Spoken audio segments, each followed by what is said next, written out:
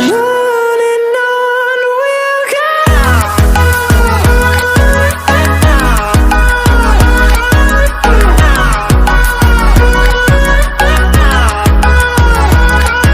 Hello everyone, welcome back to our YouTube channel JKM Tuition World. Yes, आज मैं आपके सामने लेकर आया हूँ एक नया चैप्टर क्लास 11th का, जो बहुत सारे बच्चों को डाउट रहता है हमेशा, सर प्रोविज़न रिजर्व वाला चैप्टर है ना, वो बहुत प्रॉब्लमेटिक सिचुएशन दे रहा है सर, वो समझ में नहीं आ रहा। तो आज मैं वही चैप्टर लेकर आपके सामने आया हूँ और आपके सारे डाउट्स क्लियर हो जाएंगे इस वीडियो को देखकर। जो भी डाउट है वो सारे के सारे डाउट सिंगल एक ही वीडियो में कंप्लीट हो जाएगा। मैंने पूरा का पूरा चैप्टर इसी सिंगल वीडियो में कंप्लीट करने वाला हूँ। बस करना क्या है, अटेंटिवली एक बार देख लेना है और क्या करना है, शेयर करना मत भूलिएगा। शेयर करना बहुत ज़रूरी है सो दैट आपका सपोर्ट मुझे मिलता रहे। अपने फ्रेंड्स को शेयर कीजिए सो दैट कि हमारी जो फैमिली है वो थोड़ी सी और बड़ी होनी चाहिए, और जिसकी वजह से हमें क्या होगा, हम लेटेस्ट वीडियोस के साथ, लेटेस्ट टॉपिक के साथ आपके साथ जल्दी जल्दी आएंगे, है ना। ओके, सो आज जो मेरा टॉपिक है और जो हमारा टॉपिक है that is called provisions and reserves. Actually provisions and reserve is chapter from class 11th, but if you are from class 12th also, अगर आप क्लास 12th में भी हो या फिर आप कॉमर्स बैकग्राउंड से हो, तो ये चैप्टर आपके लिए बहुत ज़्यादा रिक्वायर्ड है। It is very much required at all the levels wherever you are in the commerce, right. सो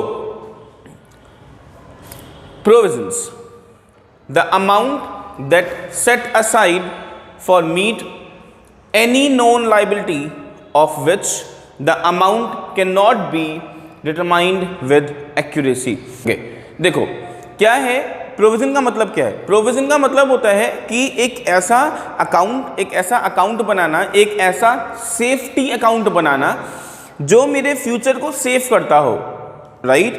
क्या बताया मैंने, एक ऐसा सेफ्टी अकाउंट बनाना जो मेरे फ्यूचर को सेफ करता हो। मतलब देखो बहुत सिंपल सी बात है, प्रोविजन का बेसिकली मतलब है it is that type of account which is made for known liabilities. जो मुझे पता है ये होगा ही होगा, उन लाइबिलिटीज के लिए मैंने बनाया, उन खर्चों के लिए मैंने जो बना रखा है उसे हम बोलते हैं प्रोविजंस। मीन्स देखो मैंने एक बिजनेस ओपन किया, अब बिजनेस जब ओपन करता हूं तो मुझे पता पड़ा यार एक बिजनेस में बहुत सारे लॉसेस भी होते हैं, फ्यूचर कैसा है, अनसर्टेन है, फ्यूचर में क्या होने वाला है नहीं पता। मे बी दैट कि जो जिसको पैसा आपने दिया था वो लेके भाग गया, है ना। तो एट दैट टाइम क्या होगा, जब पैसा वो लेकर भाग गया, या फिर सपोज करो आपने कोई असेट खरीदी है, कोई फिक्स असेट है, उस पर क्या लगेगा, डिप्रिसिएशन लगेगा, तो क्या हो जाएगा, रिडक्शन हो जाएगा आपके असेट की वैल्यू में। जब एसेट की वैल्यू में रिडक्शन हो जाएगा एट दैट टाइम हमको क्या करना पड़ेगा, हमें नुकसान हो गया, हमें लॉस हो गया, हमारी लाइबिलिटी क्रिएट हो गई। तो दैट इज व्हाट बेटा, हमने यहाँ पे क्या किया कि ऐसी चीज़ें जो मुझे पता है जो फ्यूचर में होने ही वाली हैं, उनके लिए पहले से ही प्री प्लानली हम एक अकाउंट बना के रखते हैं, उसे प्रोविज़न कहते हैं। अच्छा एक एग्जाम्पल देके समझाता हूँ, और जस्ट शायद आप उसके बाद कभी नहीं भूलोगे, जो सब लोग करते हैं, है ना। क्या देखो, हम सपोज करो मैं अपने किसी रिलेटिव को या किसी फ्रेंड को ट्रेन में छोड़ने के लिए गया, स्टेशन पे छोड़ने गया, तो जनरली स्टेशन पे पहुंचने के लिए, ट्रेन तक छोड़ने के लिए एक प्लेटफॉर्म टिकट ली जाती है ना। वो प्लेटफॉर्म टिकट लेकर आपको उसमें जाना है। अदरवाइज़ क्या होगा, अगर किसी ने चेक किया और आपके पास प्लेटफॉर्म टिकट नहीं हुई तो आपके पास पेनल्टी लगेगी, फाइन लगेगा। सपोज करो आपके पास जो वहाँ पर, अगर आपने सपोज करो कि दैट यू हैव 2000 रुपीज़, आपके पास 2000 रुपीज़ है, और आपने पहले से डिसाइड किया कि देखो प्लेटफॉर्म टिकट 10 रुपये की है, लेकिन क्यों 10 रुपये बर्बाद करूँ, ऐसा करता हूँ डायरेक्ट चला जाता हूँ, ठीक है। फिर आपको लगा कि यार अगर किसी ने पकड़ लिया तो आपने क्या किया, अपने 2000 में से 500 रुपये अलग निकाले, क्योंकि वो 500 रुपये का फाइन लगने वाला है।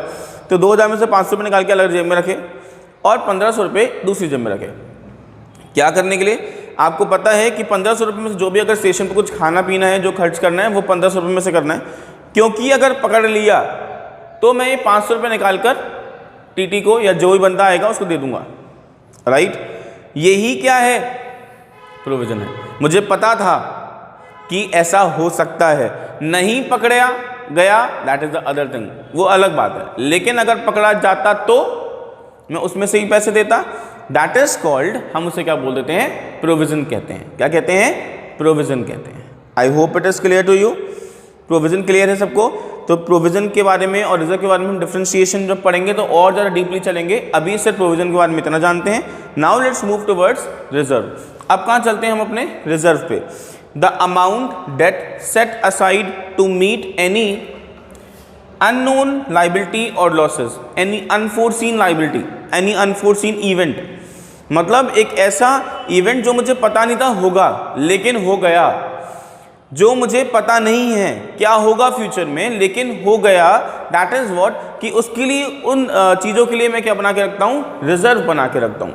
मतलब फॉर एग्जाम्पल अगर हम बहुत ऐसा पार्ट जो अननोन है, जो मुझे पता नहीं था, दैट इज अनफोरसीन, जो एक ऐसा लॉस था जो अनफोरसीन था, अनसर्टेन था, जो टोटली अनसर्टेन था लेकिन हो गया, वो क्या क्या उसके उससे बचने के लिए हम क्या क्रिएट करते हैं, रिजर्व्स क्रिएट करते हैं। क्या क्रिएट करते हैं, रिजर्व्स। तो रिजर्व्स क्या हुए, रिजर्व जिसे हम बोलते हैं आउट ऑफ प्रॉफिट अप्रोप्रिएशन है, अप्रोप्रिएशन आउट ऑफ प्रॉफिट है। मतलब अगर हम जैसे सपोज करो पहले प्रॉफिट पता पड़ गया, प्रॉफिट के बाद हम लोग इसको बनाते हैं।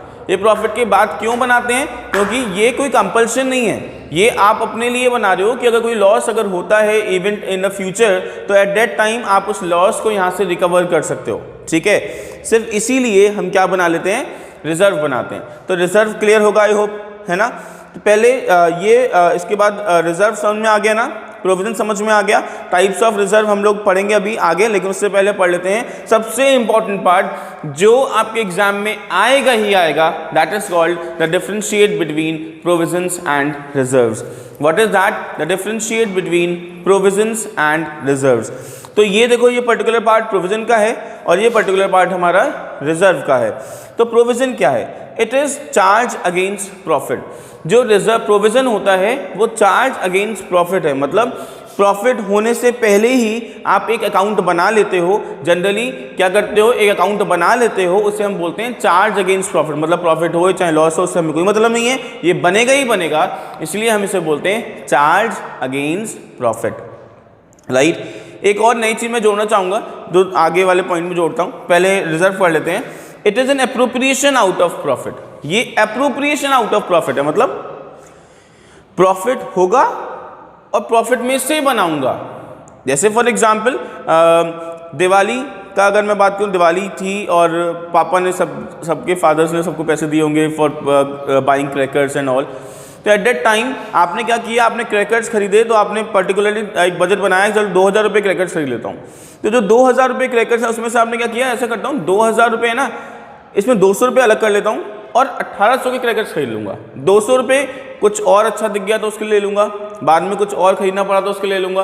तो दैट इज़ व्हाट, कि एक अनफोरसीन इवेंट के लिए आपने 200 रुपये अलग करे और 1800 रुपये का आपने सामान खरीद लिया। तो दैट इज़ व्हाट, कि जो प्रॉफिट था उसमें से एक पर्टिकुलर पार्ट तो बाहर निकाल के रख दिया, that is called the reserve. इसलिए हम इसे बोलते हैं आउट ऑफ प्रॉफिट। ये प्रॉफिट होगा तब बनाएंगे, ये प्रॉफिट से पहले ही बन जाता है। Second, it is for non liability. मुझे पता है ये क्यों होगी, मुझे पता है कि हम क्यों बनाएंगे इसको, इसलिए हम इसे क्या बोलते हैं, नॉन लायबिलिटी। मैंने बताया ना, मशीन खरीदी है उस पर डेप्ट लगेगा ही लगेगा, तो ये क्या है, नॉन लायबिलिटी है। जैसे फॉर एग्जांपल मैंने कोई असेट खरीदी और मैंने आपको बताया कि उसमें लायबिलिटी वो डेप्रिसिएशन लगेगा ही लगेगा।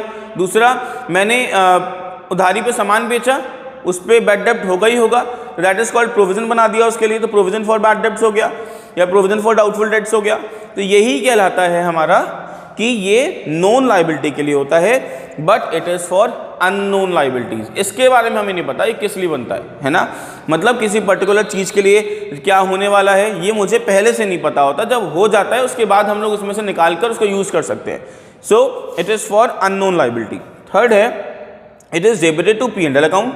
जो P&L अप्रोप्रिएशन है ये नेट प्रॉफिट निकालने से पहले ही हो जाता है, इसलिए डेबिट साइड में डालते हैं P&L अकाउंट के, P&L अकाउंट के डेबिट साइड में रिकॉर्ड करते हैं। क्यों, क्योंकि प्रॉफिट निकलने से पहले ही प्रोविजन बना लिया जाता है। लेकिन P&L ये जो है, it is debited to P&L appropriation account. ऐसा क्यों, क्योंकि जब प्रॉफिट बढ़ता है, जब प्रॉफिट बढ़ता है उस समय पर हम इसको निकाल के रखते हैं अपने पास, उसे बोलते हैं, इसलिए हम इसे डेबिट करते हैं P&L अप्रोप्रिएशन में और इसे P&L अकाउंट में करते हैं। P&L अकाउंट से हमें क्या मिलता है, P&L अकाउंट से हमें मिलता है नेट प्रॉफिट या नेट लॉस, और P&L अप्रोप्रिएशन में उस प्रॉफिट को डिस्ट्रीब्यूट करते हैं।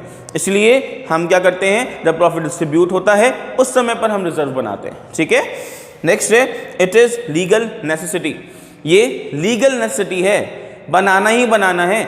आपने पढ़ा होगा 11th में, 11th चल ही रहा है, पहले प्रीवियस चैप्टर में टर्म 1 में पढ़ा था कि प्रेडुएंस प्रिंसिपल पढ़ा था, कंजर्वेटिज्म प्रिंसिपल, प्रेडुएंस प्रिंसिपल। ये कहता है do not go for the profits, go for the anticipated losses. Means आपको जो प्रॉफिट होगा उसकी तरफ मत भागो, प्रॉफिट जो होगा वो होगा, लेकिन आप अभी लॉसेस को बचाओ। किसको बचाओ? लॉसेस को बचाओ। तो जो लॉसेस आपको पता है होंगे ही होंगे, उससे बचने के लिए आपने जो तैयारी करी है वही कहलाता है प्रोविजन। इसलिए इसे बोलते हैं इट इज लीगल नेसेसिटी। ये बनाना कंपलसरी है, ठीक है, बट इट इज डिस्क्रिशनरी। ये डिस्क्रिशनरी है, मतलब ये मेरी विल पावर पे बेस्ड है। ये मेरा विश है तो बनाऊंगा, नहीं मन कर रहा तो नहीं बनाऊंगा। प्रॉफिट अच्छा हुआ है तो बना लिया, नहीं हुआ तो नहीं बनाया। That is called discretionary. Next है it never invested outside the business and it is invested may be invested outside the business. इसको बिजनेस के बाहर कभी इन्वेस्ट नहीं करा जाता, क्योंकि ये पैसा है जो किसके लिए लगाया गया है? अनफॉर्चुनेट वो नॉन लायबिलिटीज के लिए बनाया गया है, इसीलिए, राइट। आई होप कि आपको ये पार्ट बहुत ज़्यादा क्लियर हो गया होगा, सारे डाउट्स क्लियर हो चुके होंगे। अब हम बात करते हैं अपने रिजर्व्स के टाइप्स की, जिससे चैप्टर अभी खत्म हो जाएगा और बस छोटी सी वीडियो में सारा चैप्टर कवर अप किया है मैंने। सो बस उस वाले पार्ट को और देख लेते हैं। Let's go. ओके, तो अब चलते हैं टाइप्स ऑफ रिजर्व की तरफ। जो टाइप्स ऑफ रिजर्व, रिजर्व के दो टाइप होते हैं, एक रेवेन्यू रिजर्व, एक कैपिटल रिजर्व। वैसे 3 टाइप होते हैं, एक सीक्रेट रिजर्व भी होता है, but here we are finding only 2, क्योंकि ये हमारे कोर्स में सीक्रेट रिजर्व नहीं है, मतलब इसके डीप स्टडी हमें नहीं करना है, सिर्फ मीनिंग ही इनफ है। तो हमारे पास 2 टाइप के रिजर्व्स होते हैं, रेवेन्यू रिजर्व और कैपिटल रिजर्व। रेवेन्यू रिजर्व वो रिजर्व होता है जो हम आउट ऑफ ऑपरेशंस करते हैं। जैसे मैं सपोज करो मेरी साड़ियों की दुकान है, मैं साड़ियाँ बेचता हूँ, तो जहाँ से जो साड़ियाँ बेच कर जो मुझे प्रॉफिट हो रहा है, उसमें से मैं जो रिजर्व बनाऊंगा उसे रेवेन्यू रिजर्व कहेंगे। जिसका मैं ऑपरेशन, जिसका मैं बिजनेस करता हूँ, उसी चीज़ को बेचकर जो मेरे को पैसा मिल रहा है, प्रॉफिट मिल रहा है, उसको मैं क्या बोलूँगा? Revenue reserve. उससे जो मैं रिजर्व क्रिएट करूँगा। और कैपिटल रिजर्व क्या है? सपोज करो मैंने कोई एसेट बेच दी, कोई बिल्डिंग बेच दी, कोई मशीन बेच दी, उससे जो मुझे प्रॉफिट हुआ, उसमें से जो मैंने रिजर्व बनाया, that is called capital reserve. उसे हम क्या बोलते हैं बेटा? कैपिटल रिजर्व बोलते हैं। दोनों में डिफरेंस आई होप कि अच्छे समझ में आ गया होगा। आ गया है ना? Okay, let's move towards revenue reserve. भी 2 टाइप का होता है, एक जनरल रिजर्व और एक specific reserve. Revenue reserve 2 type का होता है, एक जनरल रिजर्व और एक स्पेसिफिक रिजर्व। अब जनरल रिजर्व और स्पेसिफिक रिजर्व्स क्या होते हैं? देखो, पहले हम बात करते हैं स्पेसिफिक रिजर्व्स की।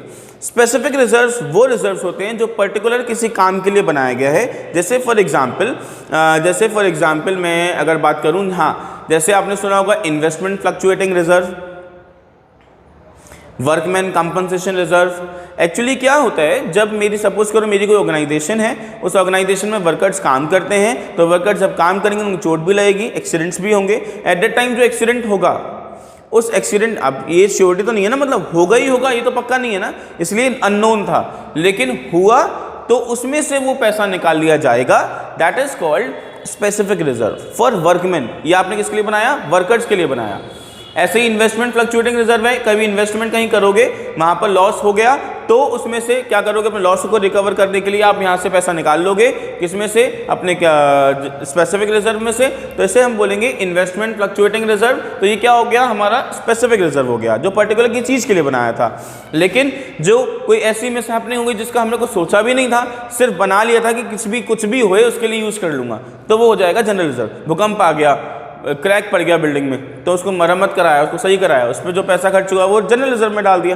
दैट इज व्हाट, जो भी खर्चा हुआ जो मुझे पता नहीं था, अचानक से हो गया, that is come in the category of general reserve. Now the last of this chapter, secret reserve. अभी secret reserve, it is called hidden reserve. इसे हिडन रिजर्व भी कहा जाता है। क्यों कहा जाता है? क्योंकि इसको डिस्क्लोज नहीं किया जाता बैलेंस शीट में, इसको हम बैलेंस शीट में डिस्क्लोज नहीं करते, इसे सीक्रेट ही रखते हैं। और इसके अलावा हमें इसके बारे में बहुत कुछ नहीं जानना है, बस इतना मीनिंग आपको जानना था कि it is a hidden reserve and it is not disclose in the balance sheet. I hope it is clear to you all. Still अगर कोई प्रॉब्लम होगी तो आप इजिली कमेंट बॉक्स में कमेंट कर सकते हो। हाँ, अब एक लाइक तो बनता है ना, तो please like the video and one more thing, comment भी करना मत भूलिएगा। कमेंट में ज़रूर बताइएगा कि आपको वीडियो कैसी लग रही है and what the new changes you want and what the things you feel good in these videos. Thank you for today.